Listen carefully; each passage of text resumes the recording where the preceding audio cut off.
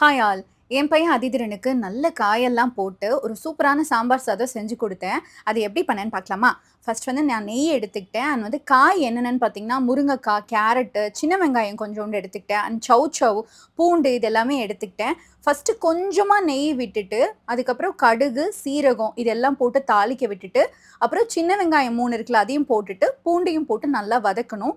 அப்புறம் முருங்கக்காய், தக்காளி, கேரட் இது எல்லாத்தையுமே அடுத்தடுத்து போட்டு நல்லா வந்து வதக்கிக்கோங்க.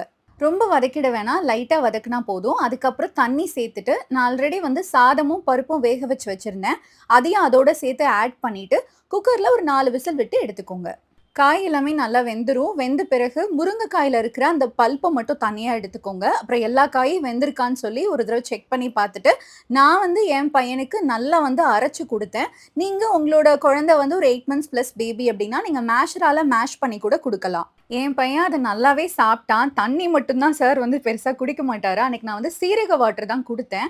அது எப்படியோ வந்து அட்ஜஸ்ட் பண்ணி குடுத்தாச்சு. நீங்க உங்க குழந்தைக்கு எப்படி வந்து தண்ணி பழக்குனீங்க அப்படின்றத மறக்காம எனக்கு கமெண்ட்ல ஷேர் பண்ணுங்க. ரொம்பவே ஹெல்ப்ஃபுல்லா இருக்கும். நான் வந்து தம்பிக்கு பேலன்ஸ்டான ஃபுட் டெய்லியுமே குடுத்துருவேன். இது வந்து லஞ்சுக்கு குடுத்தேன். இனி அடுத்தடுத்து என்னென்ன குடுக்குறேன் அப்படின்றத முடிஞ்ச வரைக்கும் ஷேர் பண்றேன். இந்த வீடியோ புடிச்சிருந்ததுன்னா என்ன ஃபாலோ பண்ணி வச்சுக்கோங்க. Thank you. பாய்.